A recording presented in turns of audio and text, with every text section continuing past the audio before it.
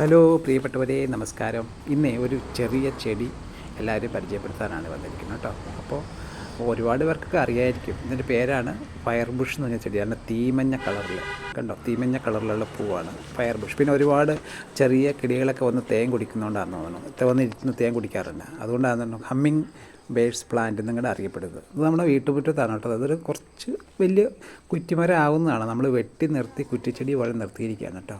നല്ല വെയിൽ കൊള്ളുന്ന സ്ഥലത്താണ് ഇതിന് 365 ദിവസവും പൂക്കളുണ്ടാകും. ഇതുപോലെ കണ്ടോ, നല്ല രസമാണ്. ഇപ്പോൾ അത്ര പൂക്കളില്ല, എന്നാലും ഉണ്ട്.